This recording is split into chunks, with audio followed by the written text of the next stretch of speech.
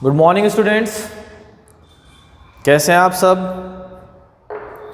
हमने 5th chapter जो है उसका फ्रूट क्लासिफिकेशन हमने लास्ट क्लास के अंदर अपन ने पढ़ लिया था, ठीक है। और हमारा जो अगला टॉपिक है बेटा वो है सीड, ठीक है, यानी बीज हम पढ़ने वाले हैं। हमने पढ़ा था कि जो ओवरी होती है, ठीक है, वो फर्टिलाइजेशन के बाद किसके अंदर कन्वर्ट हो जाती है, फ्रूट में कन्वर्ट हो जाती है, ठीक है। और ओवरी के अंदर क्या प्रेजेंट होता है, ओवरी के अंदर बेटा प्रेजेंट होता है ओव्यूल, जिसको अपन बोलते हैं बीजांड, और वो फर्टिलाइजेशन के बाद किस में कन्वर्ट हो जाता है, सीड में कन्वर्ट हो जाता है, ठीक है। तो आज हमारा जो टॉपिक है वो है सीड, ठीक है, जिसको अपन बोलते हैं बीज। ओके, तो यहां पर बेटा क्या होगा, जो ओव्यूल है यानी बीजांड, वो फर्टिलाइजेशन के बाद यानी निषेचन के बाद, आफ्टर फर्टिलाइजेशन, किस में बदल जाता है, सीड में बदल जाता है। किस में बदल जाता है, सीड में बदल जाता है, ठीक है ना। तो ओव्यूल, अगर अपन सीड का डेफिनेशन देखें यानी सीड की परिभाषा देखें तो क्या है, fertilised ovule is known as seed, यानी निषेचित बीजांड ही क्या कहलाता है, बीज कहलाता है, ठीक है। समझ में आ गया यहां तक, ओके। अब अपन बात करते हैं बेटा बीज के प्रकार की, ठीक है, बीज के भागों की, कि बीज के कितने भाग होते हैं, द पार्ट्स ऑफ सीड। तो बीज का जो पहला भाग होता है बेटा वो होता है सीड कोट, ठीक है, सीड कोट, जिसको अपन बोलते हैं बीज सीड कोट। सीड कोट को हिंदी में बोलते हैं बेटा बीजावरण। दूसरा जो भाग होता है बेटा वो होता है एम्ब्रियो, ठीक है, यानी भ्रूण। और तीसरा जो भाग होता है वो होता है एंडोस्पर्म, ठीक है, जिसको अपन बोलते हैं भ्रूणपोष। तो सीड के बेटा 3 भाग होते हैं। पहला कौन सा होता है, सीड कोट, दूसरा होता है एम्ब्रियो, और तीसरा होता है एंडोस्पर्म, ठीक है। सीड कोट की अगर अपन बात करते हैं, ठीक है, तो सीड कोट का जो डेवलपमेंट होता है वो होता है इंटेग्यूमेंट से, यानी अध्यावरण से, कि इनका विकास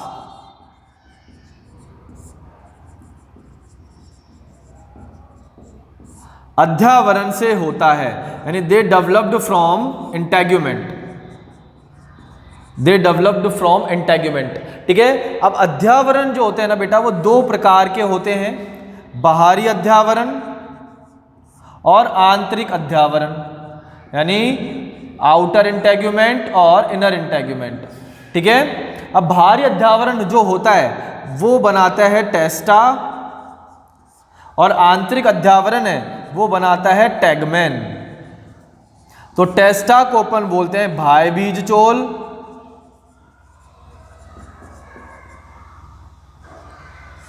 यानी आउटर सीड कोट, और टैगमेन को बोलते हैं बेटा अंतः बीज चोल,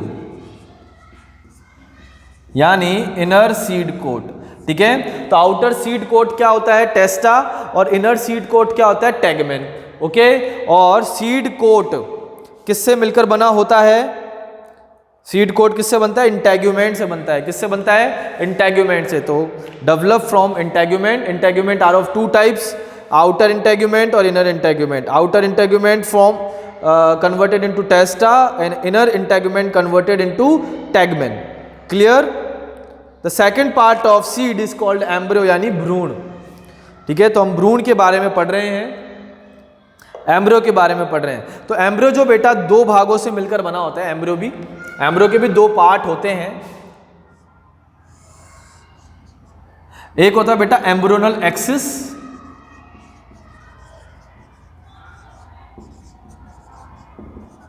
ठीक है, यानी भ्रूणीय अक्ष,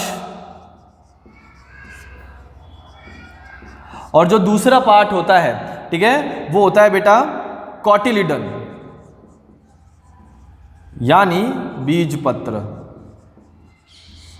ओके। तो एम्ब्रियो के भी कितने पार्ट होंगे, 2 पार्ट होते हैं, एम्ब्रियोनल एक्सिस होता है और कॉटिलिडन होता है, ठीक है, 2 पार्ट होंगे यहाँ पे, ठीक है ना। फिर अपन बात करते हैं बेटा भ्रूणपोष की, ठीक है, यानी एंडोस्पर्म की। तो एंडोस्पर्म किसका रिजल्ट है, ये ट्रिपल फ्यूजन का रिजल्ट है, यानी एक त्रिक संलयन का परिणाम है। एंडोस्पर्म यह त्रिक संलयन के फलस्वरूप बनता है।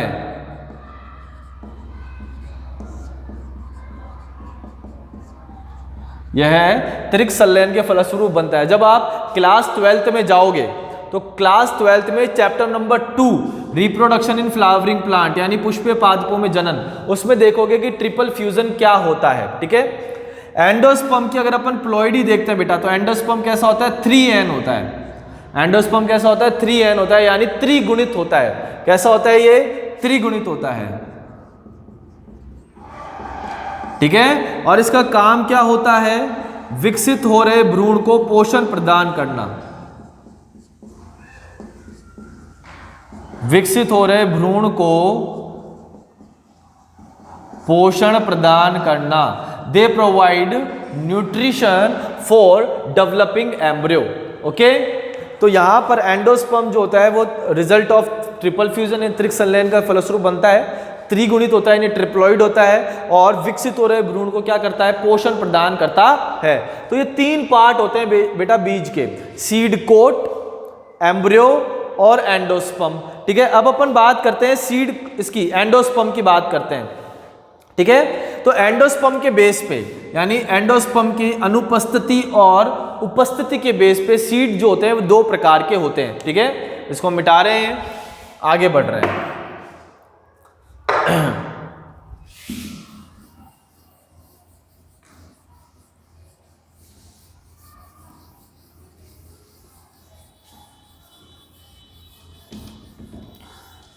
अब देखते हैं बेटा यहां पर क्या होता है, एंडोस्पर्म के बेस पे सीड जो होते हैं ना वो 2 टाइप के होते हैं।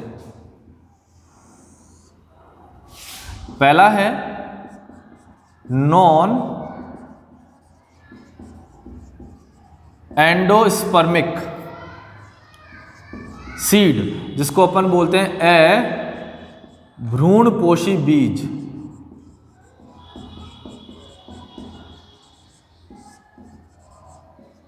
ठीक है, और दूसरा होता है बेटा एंडोस्पर्मिक सीड।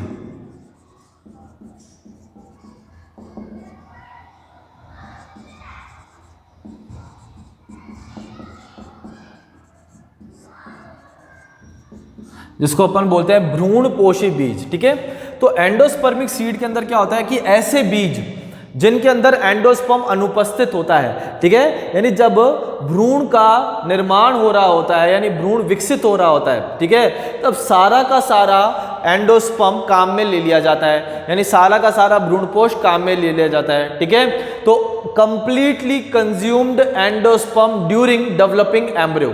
ठीक है, कि सारा का सारा भ्रूणपोष विकसित हो रहे भ्रूण द्वारा काम में ले लिया जाता है, इसलिए बीज में एंडोस्पर्म क्या होता है, अनुपस्थित होता है। तो ऐसे बीज जिसमें भ्रूणपोष अनुपस्थित हो, बीज जिनमें भ्रूणपोष अनुपस्थित हो, तो ऐसे बीज क्या कहलाते हैं, अभ्रूणपोषी बीज कहलाते हैं। और भ्रूणपोषी बीज जिनके अंदर भ्रूणपोष उपस्थित होता है, ऐसे बीज जिनमें भ्रूणपोष उपस्थित होता है। ठीक है, तो ऐसे बीज क्या कहलाते हैं, भ्रूणपोषी बीज कहलाते हैं। ठीक है, अब इसके एग्जाम्पल जैसे कि हम शॉर्ट में आपको ट्रिक बताते हैं इसको याद करने की। एक गेम आप खेलते होंगे पबजी, गेम खेलते होंगे बेटा पबजी, और पबजी जो है बैन हो चुका है इंडिया से। ठीक है, तो पबजी अब नहीं रहा। ठीक है, पबजी अब इंडिया में नहीं रहा। उसी तरीके से भ्रूणपोष भी बीज में नहीं रहा, यानी भ्रूणपोष भी यानी एंडोस्पर्म भी सीड में एब्सेंट हो गया। ठीक है, तो पबजी भी एब्सेंट हो गया, एंडोस्पर्म बीज में एब्सेंट हो गया। तो इसको कैसे याद करोगे, P फॉर पी यानी मटर, B फॉर बीन और G फॉर ग्राउंड नट यानी मूंगफली। तो इसके एग्जाम्पल क्या है बेटा, पी, बीन और ग्राउंड नट। ठीक है, ये इसके एग्जाम्पल है किसके, नॉन एंडोस्पर्मिक सीड के। और एंडोस्पर्मिक सीड के एग्जाम्पल अगर अपन देखें तो इसके एग्जाम्पल होते हैं अरंड, जिसको अपन बोलते हैं कैस्टर, फिर होता है नारियल जिसको अपन बोलते हैं कोकोनट। ठीक है, मक्का, बाजरा, गेहूं, चावल, ये सारे के सारे जो एग्जाम्पल होते हैं वो किसके होते हैं? भ्रूणपोषी बीजों के होते हैं। इसको उतारो फटाफट, फिर आगे बढ़ते हैं इसके।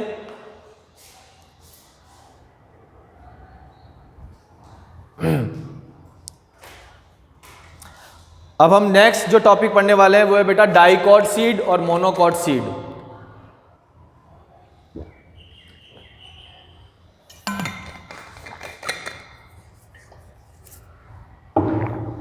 ओके, जो अगला हम टॉपिक पढ़ने वाले हैं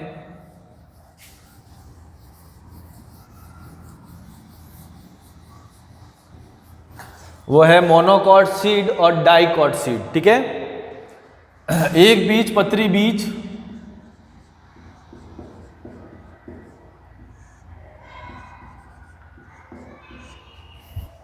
और द्विबीजपत्री बीज।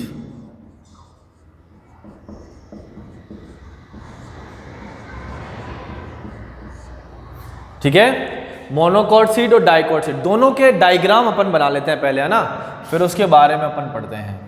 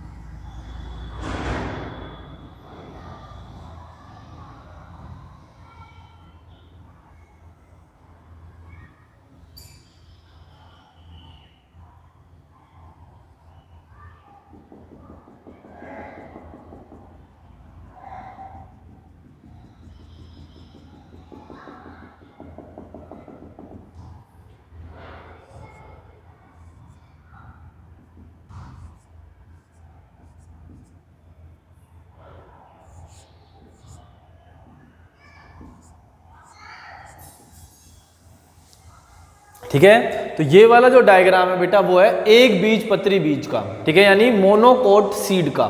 ठीक है, अब अपन द्विबीजपत्री का भी डायग्राम बनाते हैं।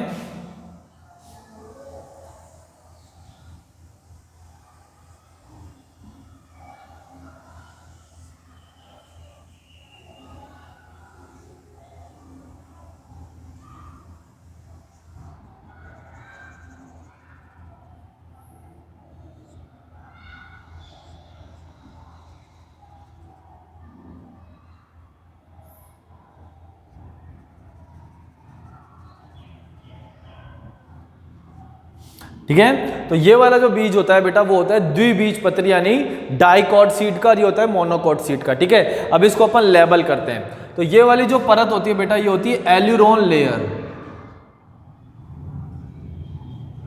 एल्यूरोन लेयर यानी एल्यूरोन परत। ये वाला होता है एपिथेलियम। ठीक है, ये वाला भाग होता है बेटा कॉलियोप्टाइल।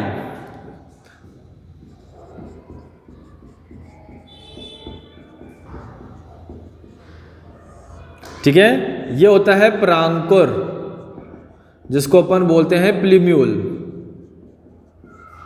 ओके, ये वाला जो भाग होता है बेटा ये होता है मूलांकुर जिसको अपन बोलते हैं रेडिकल। और ये वाला भाग होता है बेटा कॉलियोराइजा। ओके, फिर इस वाले भाग को अपन बोलते हैं बेटा एंडोस्पर्म यानी भ्रूणपोष।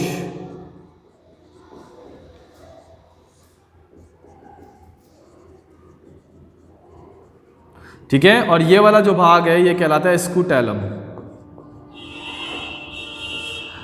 तो ये जो बीज बना हुआ है ये बीज किसका है? एक बीजपत्री बीज का है। ठीक है, अब इसको लेबल करते हैं अपन। तो ये जो होते हैं ये कहलाते हैं कॉटिलिडन यानी बीजपत्र। ठीक है, इस जो कॉटिलिडन को सेपरेट करके रखता है इसको अपन बोलते हैं एम्ब्रियोनल एक्सिस यानी भ्रूणीय अक्ष। ठीक है, ये वाला भाग कहलाता है हाइलम। ठीक है, ये छेद जो दिखाई दे रहा है इसको बोलते हैं अपन माइक्रोपाइल। ठीक है, इस वाले भाग को बोलते हैं मूलांकुर। ओके, और भ्रूणीय अक्ष और मूलांकुर के बीच वाला जो भाग है ये वाला, इसको बोलते हैं बेटा हाइपोकोटाइल। ठीक है, ये वाला जो भाग है इसको बोलेंगे प्रांकुर, और ये होता है बेटा एपिकोटाइल। ओके, तो ये बेटा ये तो होता है एक बीज पत्री बीज, और ये होता है द्विबीजपत्री बीज। पहले तो इसके डायग्राम बनाओ, फिर उसको समझते हैं एक एक करके। फटाफट से बना लो।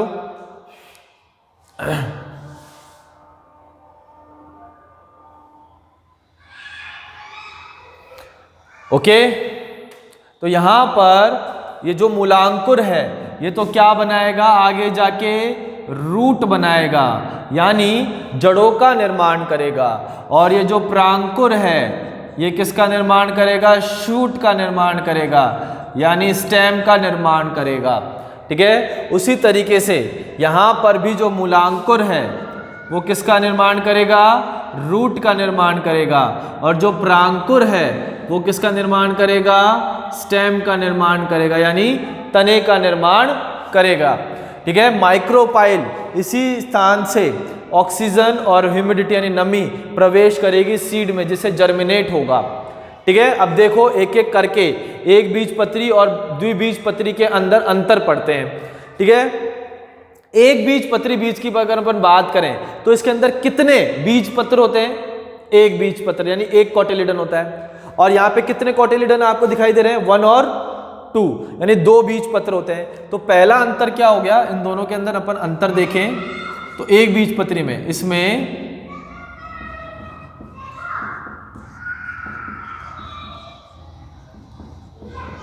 एक बीज पत्र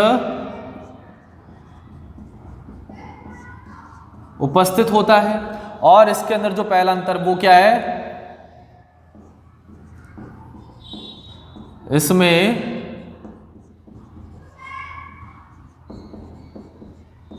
दो बीज पत्र उपस्थित होते हैं। ठीक है, फिर अपन अंदर दूसरा अंतर देखें तो बेटा इसके अंदर क्या होता है, एंडोस्पर्म होता है। इसके अंदर क्या होता है, एंडोस्पर्म यानी भ्रूणपोष होता है, यानी ऐसे बीज जिनमें भ्रूणपोष उपस्थित हो वो क्या कहलाएंगे, एंडोस्पर्मिक सीड कहलाएंगे, यानी भ्रूणपोषी बीज कहलाते हैं। और इसके अंदर भ्रूणपोष समाप्त हो जाता है। ठीक है, इसका मतलब है बीज कैसे होते हैं, अभ्रूणपोषी बीज होते हैं। तो अपन लिख सकते हैं कि ये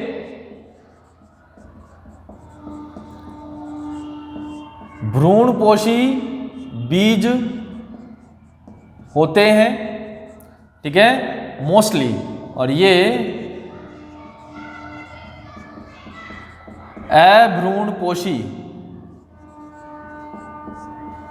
बीज होते हैं। ठीक है, तो दूसरा अंतर भी आपको समझ में आ गया है। तीसरे अंतर की अगर अपन बात करें तो बेटा इसके अंदर जो कोटिलिडन होता है यानी जो बीज पत्र होता है उसको हम स्कूटेलम कहते हैं।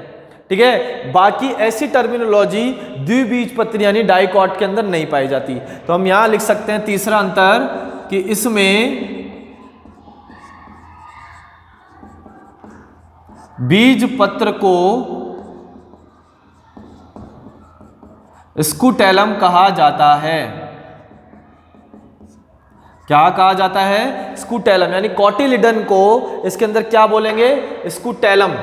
ठीक है, जबकि डाइकॉट बीज के अंदर ऐसी कोई भी टर्मिनोलॉजी हम काम में नहीं लेते, ऐसी कोई शब्दावली यहाँ पे काम में नहीं लेते हैं। तो मैं इसको क्रॉस कर देता हूँ। ठीक है ना, यहाँ पर ऐसी कोई भी शब्दावली काम में नहीं ली जाती है। ओके, तो इसको क्या बोलेंगे, स्कूटेलम।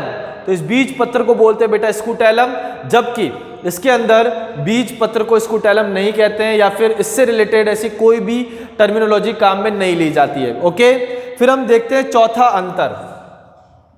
चौथा अंतर देखो बेटा कि यहां इसका जो प्रांकुर है, इसका जो प्रांकुर है यानी प्लूम्यूल है, वो एक डिफरेंशिएट शीट के द्वारा कवर होता है, सॉरी अनडिफरेंशिएट शीट के द्वारा, यानी अविभेदित कवर के द्वारा क्या होता है, कवर होता है मतलब ढका हुआ होता है, ऐसा बोल दो, ठीक है। उसका नाम क्या है बेटा, कॉलियोप्टाइल, है ना। और रेडिकल यानी मूलांकुर भी अविभेदित शीत द्वारा ढका हुआ होता है, जिसको अपन क्या बोलते हैं, कॉलियोराइजा, ठीक है। तो अपन इसमें लिख सकते हैं कि इसमें प्रांकुर अविभेदित आवरण द्वारा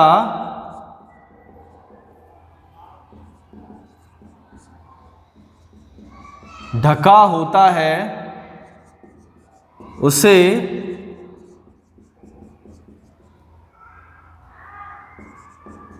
कॉलियोप्टाइल कहते हैं, ठीक है। जबकि तथा मूलांकुर भी अविभेदित आवरण द्वारा ढका होता है, उसे कॉलियोराइजा कहते हैं। उसे क्या कहेंगे, कॉलियोराइजा कहते हैं। जबकि द्विबीजपत्री में कॉलियोप्टाइल व